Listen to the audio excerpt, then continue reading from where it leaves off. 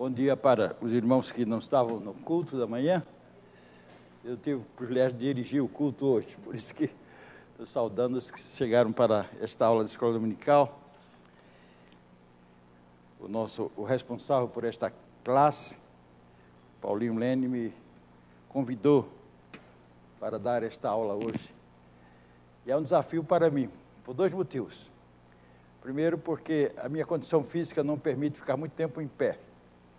Segundo, porque a mente também já não é tão rápida como a dos irmãos, então vão ter que ter paciência, que às vezes eu estou aqui e vocês já estão lá adiante, a 1 quilômetro de distância, interpretando esse texto. É uma porção muito importante que vamos conversar, e nossa lição de hoje está baseada no Evangelho de João, capítulo 6.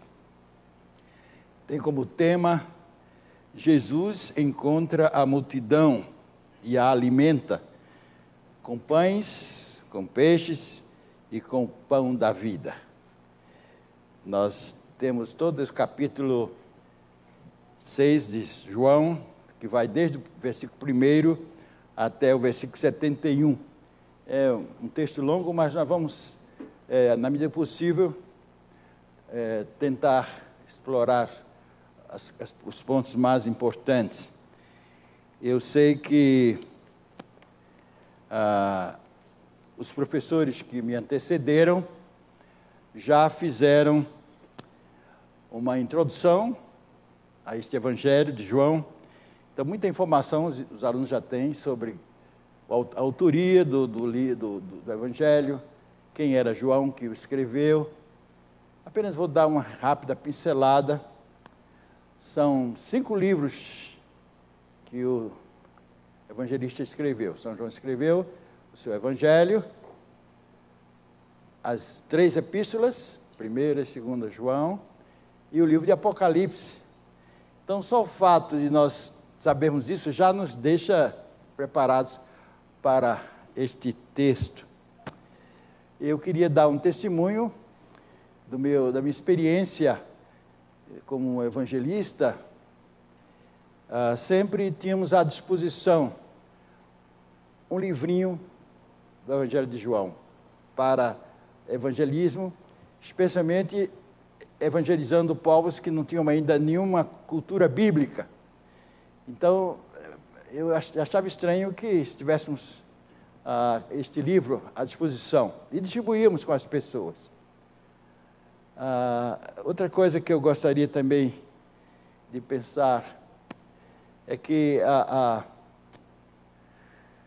leitura do Evangelho de João é tão gostosa de se fazer que não precisa de nenhum preparo teológico para se entender a mensagem que o evangelista João está trazendo nas suas páginas.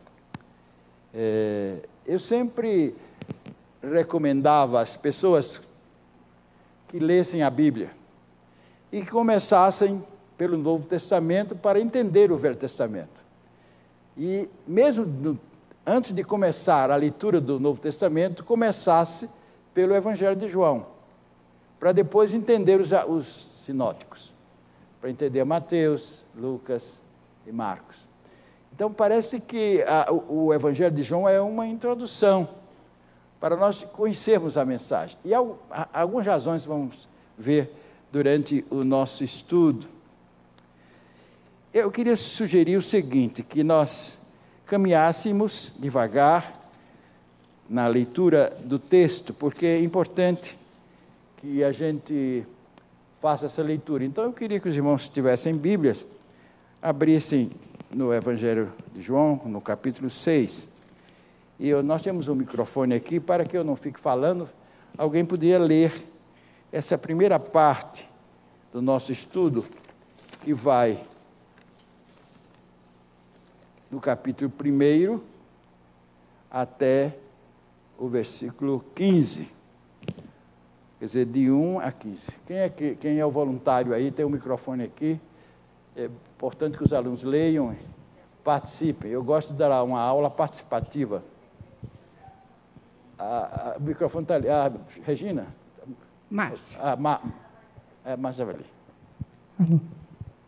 Só que a minha Bíblia está noutra versão. Tem problema, reverendo? Não, não tem. Até bom que a gente sabe o que podemos acompanhar. Depois destas coisas, atravessou Jesus o mar da Galileia, que é o de Tiberíades. Seguia-o numerosa multidão, porque tinham visto os sinais que ele fazia na cura dos enfermos. Então subiu Jesus ao monte e assentou-se ali com os seus discípulos. Ora, a Páscoa, festa dos judeus, estava próxima.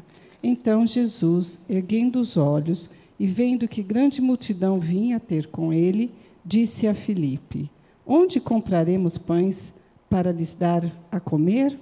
Mas dizia isso para experimentar, porque ele bem sabia o que estava para fazer. Respondeu-lhe Filipe: Não lhes bastariam 200 denários de pão para receber cada um o seu pedaço. Um de seus discípulos, chamado André, irmão de Simão Pedro, informou a Jesus: Está aí um rapaz que tem 5 pães de cevada e 2 peixinhos. Mas isto que é para tanta gente? Disse Jesus: Fazei o povo assentar-se, pois havia naquele lugar muita relva. Assentaram-se, pois, os homens, em número de quase 5.000.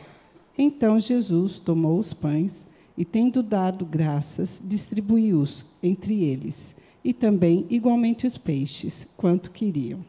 E quando já estavam fartos, disse Jesus aos seus discípulos: Recolhei os pedaços que sobraram, para que nada se perca. Assim, pois, o fizeram, e encheram 12 cestos de pedaço dos 5 pães de cevada que sobraram aos que haviam comido. Vendo, pois, os homens o sinal que Jesus fizera, disseram: Este é verdadeiramente o profeta que deveria vir ao mundo. Sabendo, pois, Jesus que estavam para vir com o intuito de arrebatá-lo, para o proclamarem rei, retirou-se novamente sozinho para o monte. Muito bem, vamos curvar nossa cabeça em oração. Pai, temos a Tua palavra aberta diante de nós, a leitura foi feita, queremos que o Teu Espírito Santo nos ilumine para entendermos a Tua mensagem, abrindo a nossa mente, iluminando-a, completando tudo aquilo que nós não somos capazes de saber e de dizer. Isso pedimos em nome de Jesus. Amém.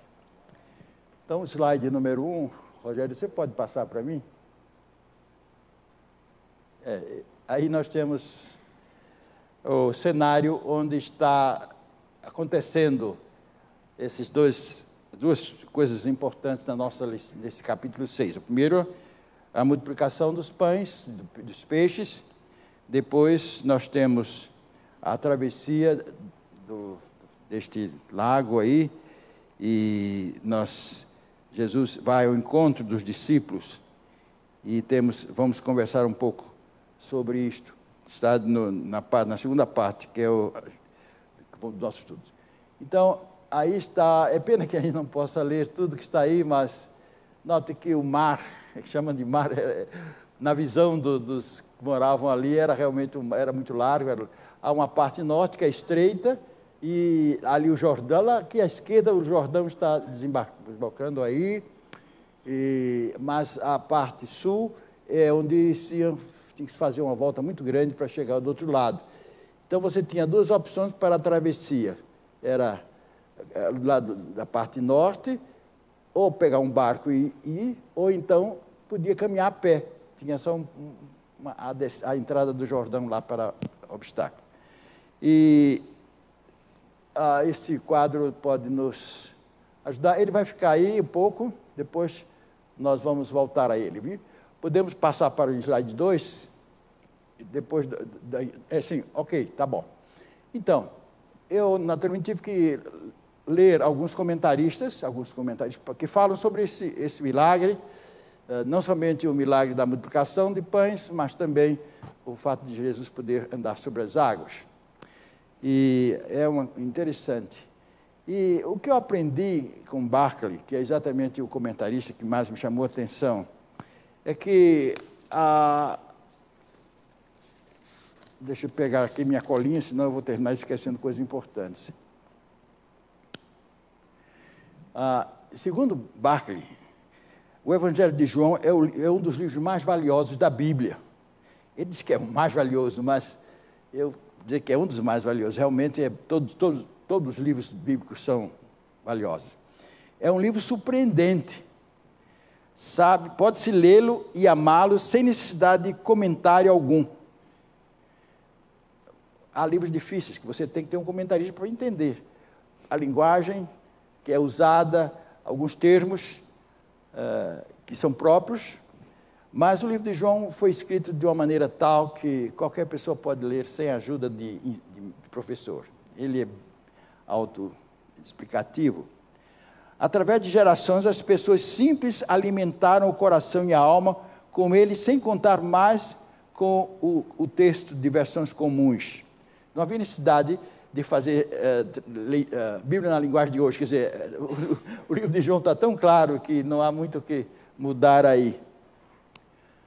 Mas quanto mais estudamos João, mais riqueza nele encontramos. Diz ainda o comentarista: houve momentos em que tive que tomá-lo, especialmente no primeiro capítulo, versículo por versículo, porque cada versículo estava pleno de riqueza. Você pode preparar uma série de sermões só sobre o primeiro capítulo de João. Quando ele fala do verbo divino. E realmente é uma riqueza. Espero e rogo que muitos encontrem a paciência necessária para realizar este estudo detalhado de João, porque só assim suas palavras revelarão todas as suas riquezas. Há em João mais do que uma base que ninguém poderia esgotar em toda a sua vida, muito menos em um dia. Quer dizer, não é numa aula que a gente vai esgotar tudo, mas eu queria dizer que o Evangelho de João é teológico, quer dizer, é doutrinário. João não se preocupa com narrativa, com cronologia dos fatos. Quando nós pensamos que este livro foi escrito 70 anos depois dos fatos, 70 anos depois dos fatos. João foi um dos apóstolos que ficou velhinho, até o fim ele viveu bastante, foi um dos que puderam sobreviver à perseguição, e é fantástico como ele consegue lembrar-se dos eventos, só que ele não se preocupa com detalhes, porque ele fala é aquilo que tocou seu coração, aquilo que realmente significou para ele. Então, por isso que ele não somente narra o fato, mas também dá o seu significado. Ele interpreta as palavras de Jesus. E outra coisa que nós vamos observar é que há muitas doutrinas aqui que estão inseridas nesse texto. Então vamos para segundo slides aí. Então vamos ver. Todos perceberam que está havendo um milagre aqui, quando ele multiplicou pães. É um verdadeiro milagre. Agora, nós começamos a pensar sobre o fato. O texto diz que era a época da Páscoa. Era a época da Páscoa. E numerosa multidão estava vindo para Jerusalém para participar da Páscoa e tinha que passar por ali. E esse momento é o momento de Jesus estava exatamente na encruzilhada, no caminho que todos tinham que passar. De repente, a multidão ia passando e, sabendo que Jesus estava ali curando, eles vieram conhecer Jesus. Era uma oportunidade de conhecer, muitos vinham de longe, estavam ali para conhecê-lo. E quando Jesus vê aquela multidão, ele se preocupa com eles, porque estavam cansados, com sede e, sobretudo, com fome. Eu não sei se vocês viram na televisão, um grupo de evangélicos providenciando alimentação e água para os peregrinos que iam lá para Aparecida, porque era a passagem ali, e eles providenciaram era um ato de caridade cristã, ajudar aquela gente. Pois é, naquele momento, Jesus viu aquela multidão, e quem é que ele interpela? Filipe. E a primeira questão é, por que Filipe? porque Filipe era de Betsaida, Betsaida, Júlia, que era aquela região ali onde Jesus estava. E era o único que sabia onde comprar pão para alimentar aquela multidão. Então ele questiona exatamente o Filipe. E Filipe disse, oh, como é que eu não comprar pão para essa gente? Precisa de muito dinheiro para comprar pão, precisa.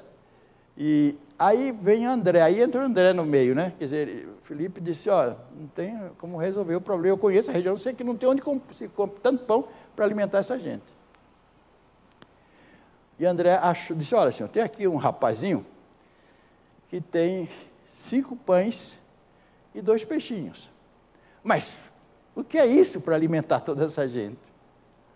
Aí a primeira preocupação que eu tive, pães, sabe que é um problema, porque o tamanho e a maneira de fazer pão, quando a gente sai, eu sou imigrante, então eu chego aqui em São Paulo, eu não sabia ir na padaria pedir pão, porque eu sabia lá no Recife como é que eu podia pedir pão. E em cada lugar tem uma maneira de se pedir pão. E eu fico pensando qual o tamanho dos pães que aquele menino tinha. Se era um pãezinho, desse pão de 100 gramas, 50 gramas, ou se era um pão, ele estava levando para uma viagem, ele estava preparando ali o seu farnel. Mas há uma coisa interessante, não eram pães de trigo, mas de cevada. E o André disse, olha, pão de cevada, esse cara só tem pão de cevada, não é um pão de trigo, tem.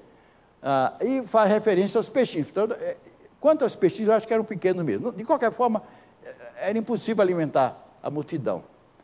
E eles ficam então surpresos quando Jesus manda todo mundo se assentar para servir, para alimentar a multidão.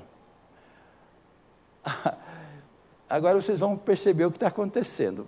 Só no texto a gente vai saber as palavras de Jesus. Então Jesus, veja aqui, disse-lhe Jesus, fazei o povo assentar-se, pois havia naquele lugar muita relva. Então, assenta o povo, todo mundo se assenta. Assentaram-se, pois, os homens, em número de quase 5.000. Só os homens. Mas não estavam sozinhos, as mulheres e as crianças estavam acompanhando. Muitos vinham com a sua família ali, então tinha muita gente. Então Jesus tomou os pães e, tendo dado graças, distribuiu-os entre eles, também igualmente os peixes, quanto queriam. Alguém vê alguma semelhança nessas palavras? Ele tomar o pão e dar graças, o que é que nos lembra isto? A ceia do Senhor. Então, alguns comentaristas dizem, olha, Jesus está fazendo essa distribuição de pão sacramental. Na realidade, não era um piquenique, era um sacramento. Então, a coisa é a seguinte, cada discípulo, ninguém viajava sem ter uma cesta, que era uma cesta, diz os comentaristas, que era em forma de um cone, não sei que a pessoa levava alimento, levava água. Os judeus tinham um problema com a alimentação, então eles não podiam viajar por terras estranhas sem levar seu próprio alimento, porque eles tinham restrição, não podiam comer carne de porco, não podiam comer isso. Então eles levavam o seu farnel, que era essa cesta que foi depois recolher os pedaços. Então foi o que aconteceu. Quem quer uma sugestão? Como é que Jesus fez? Saiu partindo o pão e dando, como é que foi? É uma curiosidade, né? Saber como é que foi feito isso. Alguém tem alguma sugestão? Porque é um milagre que está acontecendo, os discípulos estão vendo.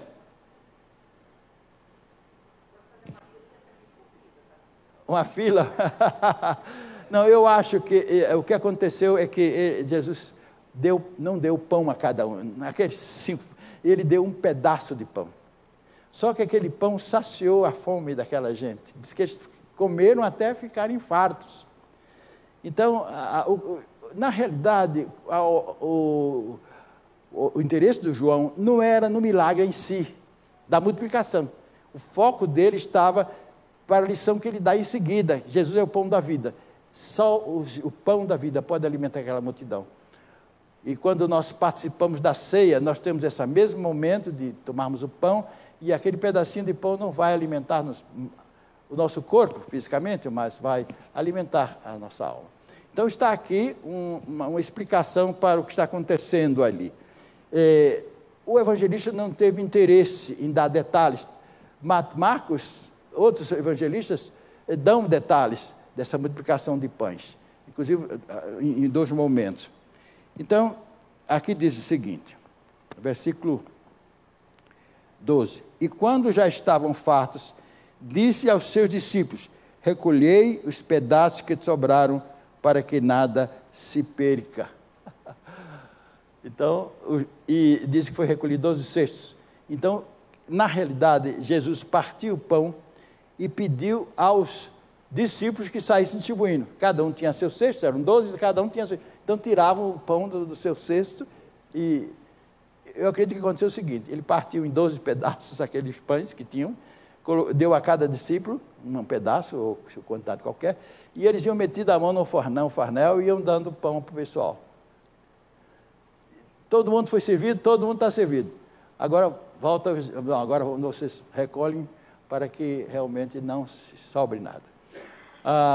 Talvez podemos pensar uma série de coisas nesse momento, sobre ensinos para nós, a questão do desperdício, né? Eu fico sempre pensando, né? Quanta comida nós desperdiçamos, né? Tanta gente com fome e a gente desperdiça alimento, essa questão de validade, etc. E há sempre uma preocupação. Eu me lembro que eu li uma coisa quando eu era rapaz, moço, e dizia se cada pessoa guardasse um grão de arroz, não jogasse fora, dava para alimentar uma multidão. Lá no Japão, onde o alimento básico é arroz, é muito importante, porque o grão é a soma, então o desperdício. Talvez a lição seria esta, de nós termos essa preocupação com o desperdício. Então, 13, assim, pois, o fizeram, encheram de cestos, 12 cestos de pedaços, notem essa palavra pedaços, dos 5 pães de cevada, que sobraram aos que haviam comido. Parece que não sobrou peixe, né? Só sobrou o pão. Alguém comeu peixe primeiro. Vendo, pois, os homens o sinal que Jesus fizera, disseram: este é verdadeiramente o profeta que deveria vir ao mundo. Sabendo, pois, Jesus que estavam para vir com o intuito de arrebatá-lo para proclamarem rei, retirou-se novamente sozinho para o monte. Então, uma boa parte daquela multidão que foi alimentada estava mais interessada no milagre da multiplicação. Eles estavam querendo se abastecer de alimento, interessado em receber alguma coisa. Isso é muito comum quando nós começamos a evangelizar, e o evangelista tem que se preocupar com o pão da vida e com o pão que alimenta.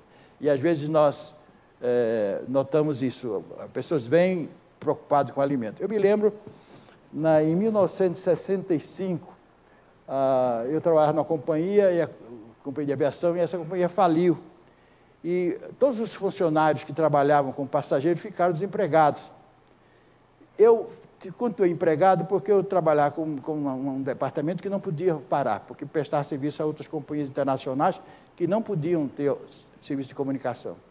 Então, o que aconteceu? O Presbitério de Campinas conseguiu um convênio com a Aliança para o Progresso e conseguiu alimentos para a paz, que vinha. Então, nós entramos em contato com a federação e podíamos ir lá onde estavam sendo depositados os alimentos e levar para a nossa casa os alimentos para distribuir com os meus companheiros. Então, de repente, lá em casa, passou a ser um posto de abastecimento.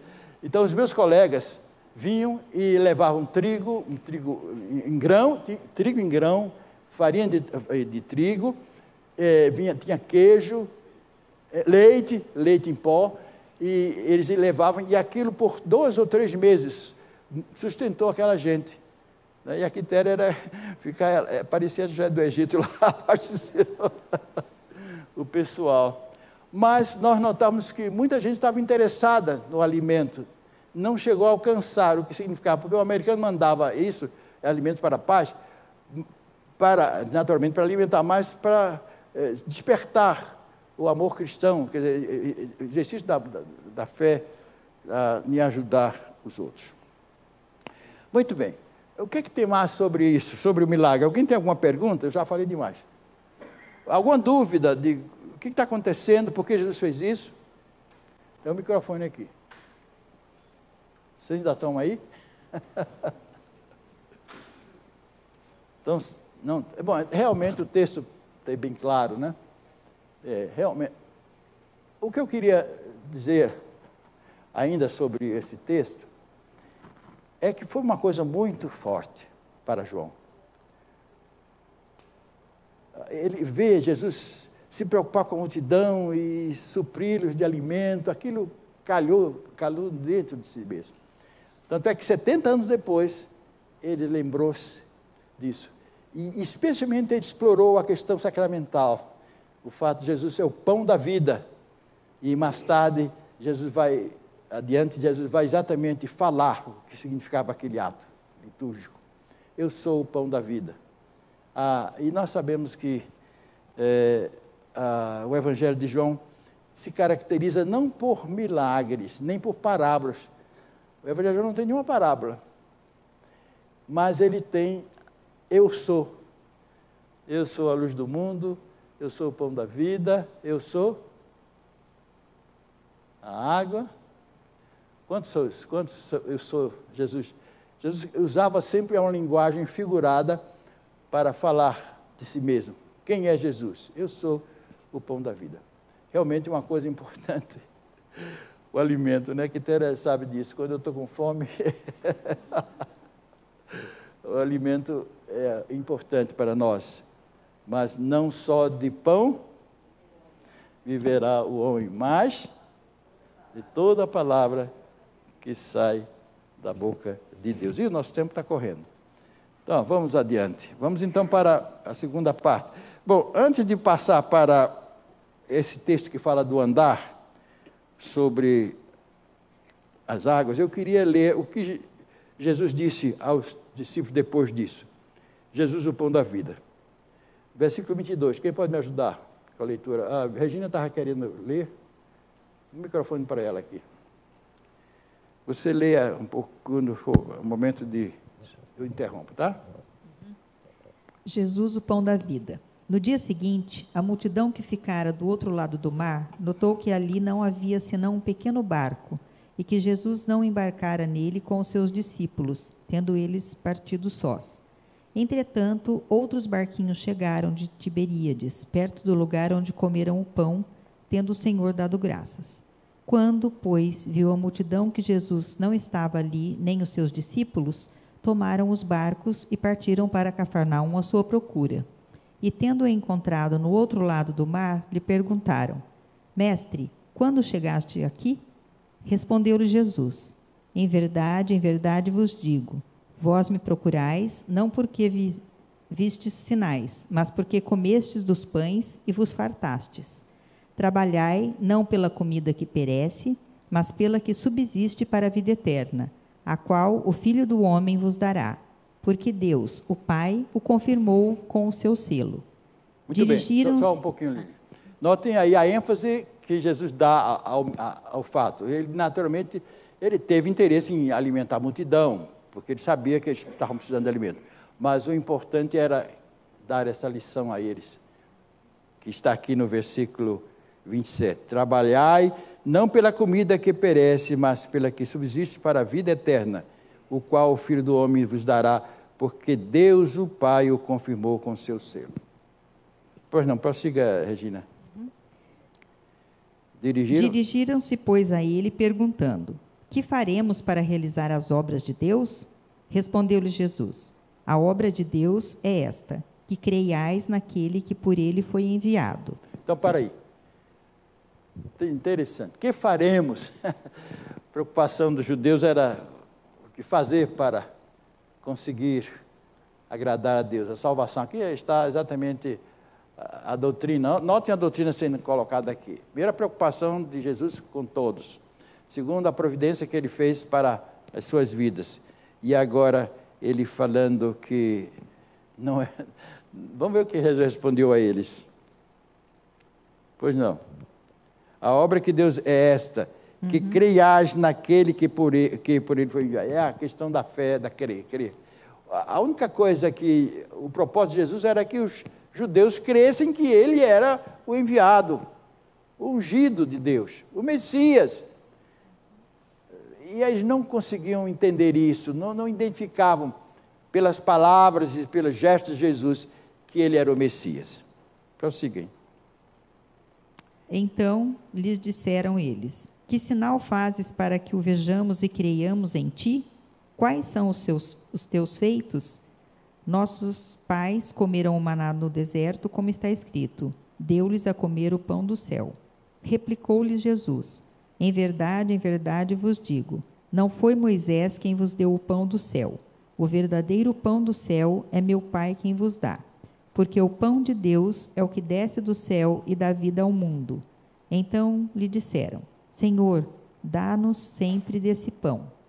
Declarou-lhes, pois, Jesus: eu sou o pão da vida. O que vem a mim jamais terá fome, e o que crê em mim jamais terá sede. Muito bem. Perceberam? Desculpe, não dá para falar sentado. Realmente, agora Jesus está tentando interpretar, dizer para eles, falar numa linguagem espiritual, aquilo que eles estavam vendo de um ponto de vista só material. Então, eu sou o pão do céu, o pão que desceu do céu para alimentar a fome de vocês. Moisés alimentou, mas voltaram a ter fome. Ele realmente, não foi o maná, não foi Moisés que deu, foi meu pai que deu, mandou o maná para vocês. E eles não entendiam isso. Então, vê o que ele diz. Deu-lhes de comer o pão do céu. Replicou Jesus: em verdade vos digo que não foi Moisés quem vos deu o pão do céu. O verdadeiro pão do céu é meu Pai quem vos dá. Porque o pão de Deus é o que desce do céu e dá vida ao mundo. Notem como ele está fazendo agora uma linguagem bem clara. Ele está usando de metáfora, mas ele está... Eu acho que nós hoje entendemos bem isso, mas os discípulos ficavam assim, mas que negócio de...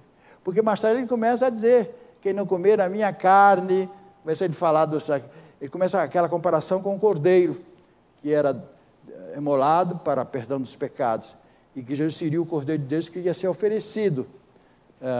Eu estou correndo porque eu não quero deixar de dizer coisas importantes da mensagem. Vamos rapidamente só ler esse texto que fala do milagre. O segundo milagre aí é Jesus andar sobre as águas. Nesse texto, nós não sabemos muita informação do que aconteceu. Temos que ler os textos paralelos de Mateus 22 e Marcos 6, para saber, Mateus 14, 22 e Marcos 6, para entrar em detalhes.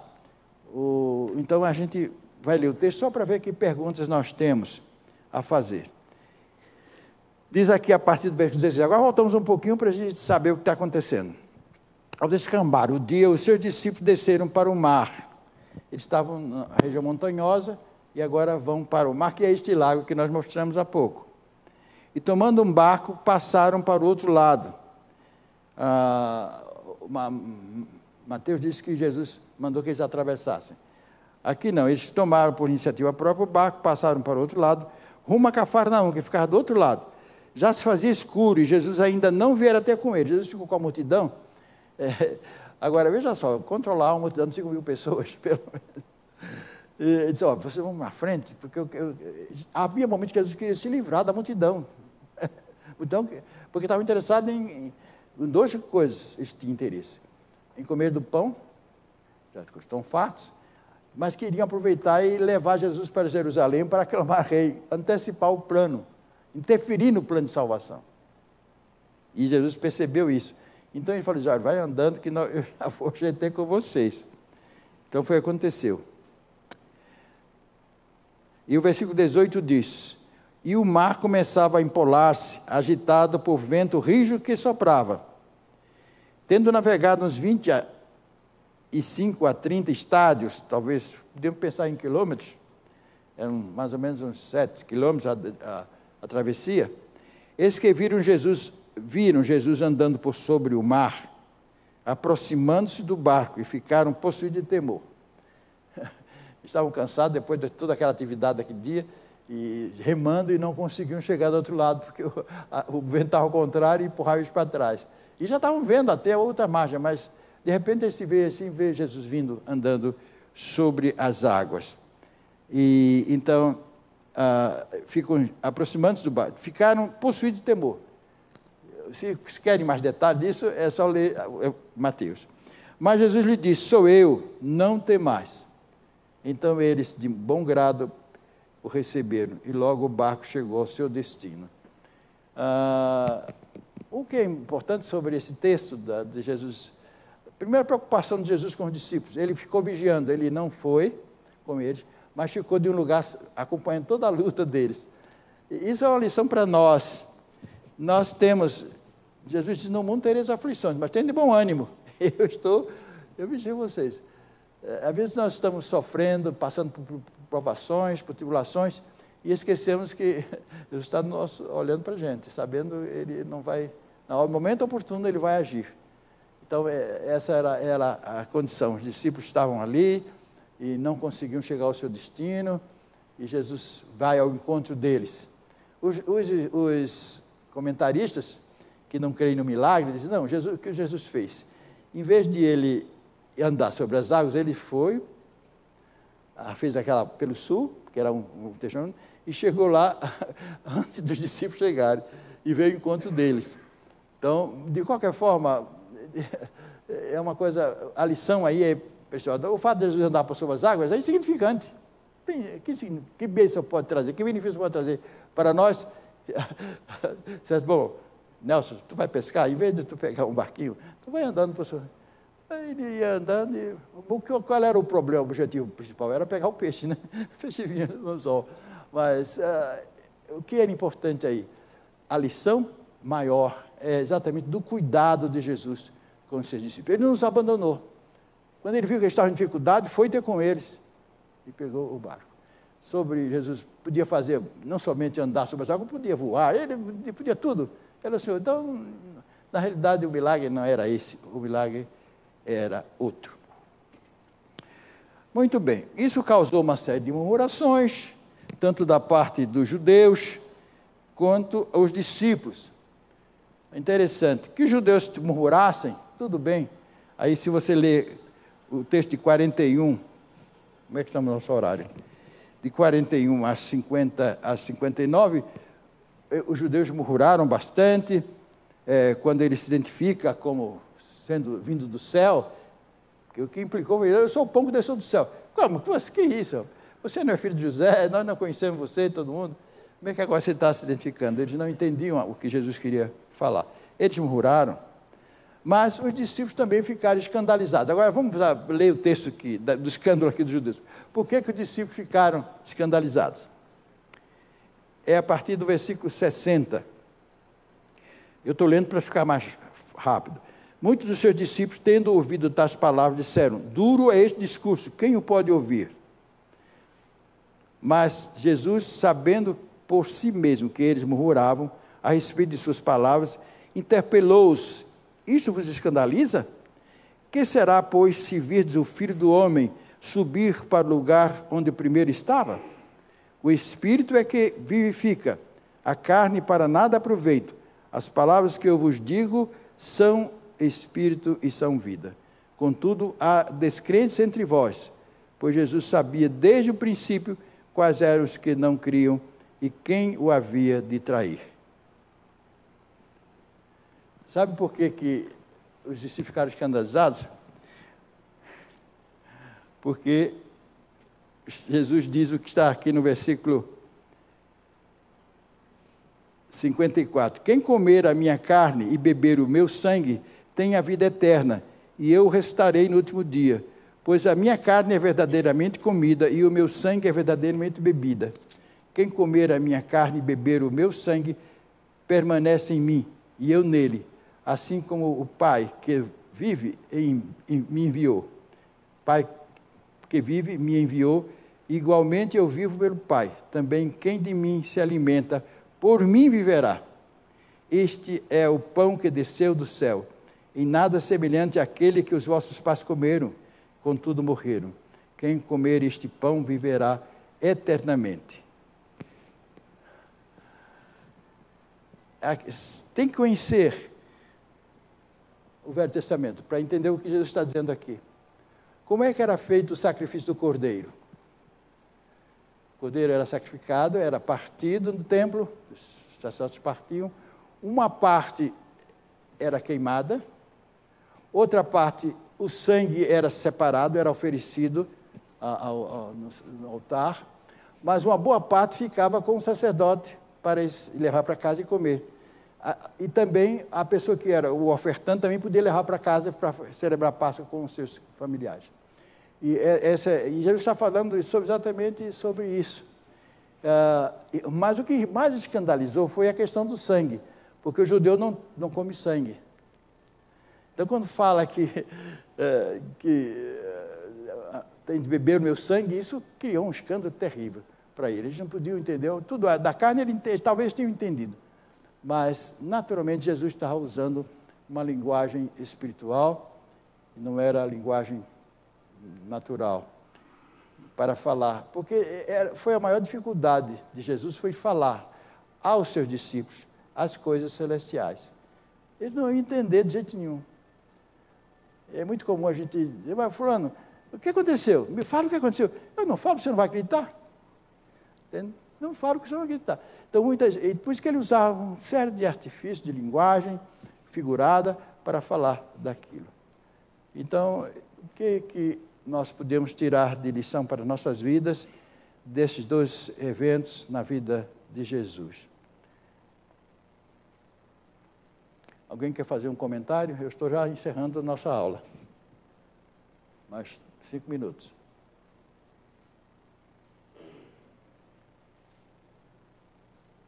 Uma pergunta? Reverendo, eu fico pensando o seguinte, esse pessoal tudo participou aí, muita gente, da multiplicação dos pães, né? E eles depois, Jesus falando para os próprios discípulos que ele era o pão da vida, e eles não conseguiam absorver a mensagem, né? É muito estranho isso, né? Imagina o tamanho do milagre que foi feito, e todo mundo participou disso, e eles já tinham esquecido de repente. Alguém quer se manifestar? O microfone está aqui. Quem sabe depois que o Nelson falou, alguém queira falar. Levanta a mão e ele vai levar o microfone para você.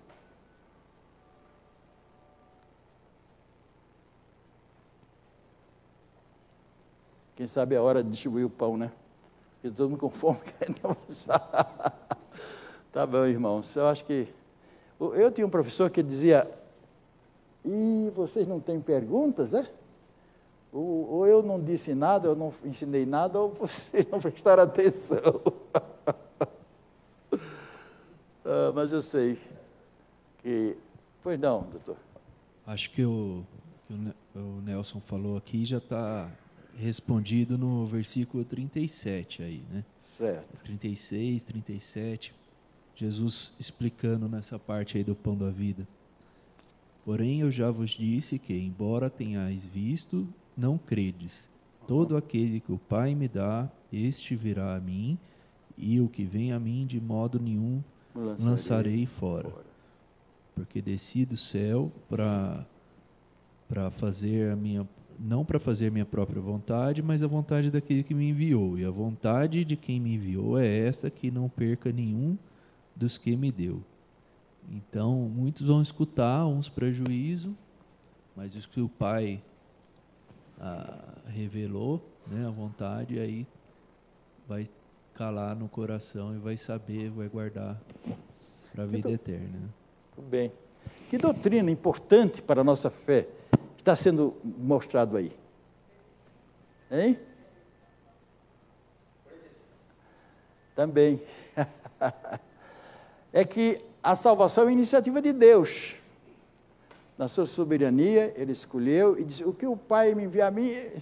Então, aí está contido um pouco da... Aliás, toda a mensagem aí do texto é exatamente isso. A ação de Deus, a dádiva de Deus, não precisa obras, não precisa nada, só receber o pão do céu, que é crer. Então, aí está uma doutrina importante. Todo o livro de João é doutrinário. É doutrinário. Se alguém quer saber a história de Jesus, conhecer o Jesus histórico, não leia João. Leia Lucas, especialmente, que era um médico, ele fez um belo trabalho, quase que fez uma cronologia da atividade de João. Mas se quer conhecer doutrina, leia o Evangelho de João. É em João que nós temos a sabedoria que está aí. Meus irmãos, desculpe, eu preparo 10 páginas aqui. Eu não quis ler porque... mas eu acho que talvez os pontos mais importantes foram realizados. Vamos terminar com oração? Algum voluntário quer fazer oração? Levante a mão e quem gosta de terminar orando. Pode orar. Querido Deus, nosso Pai, te agradecemos, Senhor Deus, por esse estudo maravilhoso que nos foi passado neste momento sobre o Evangelho de João, Senhor Deus.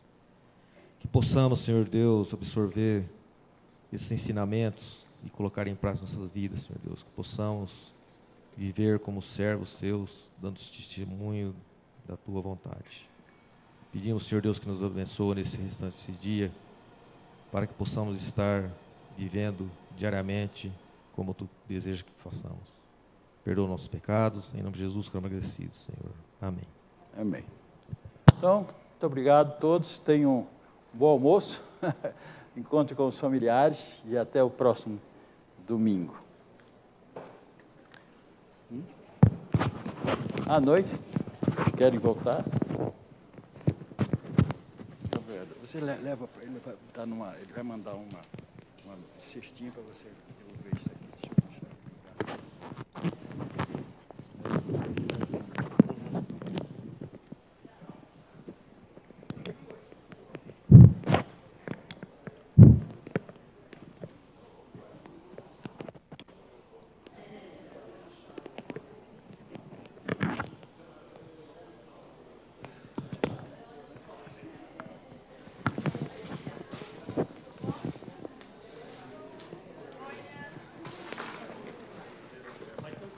Olha que desvio.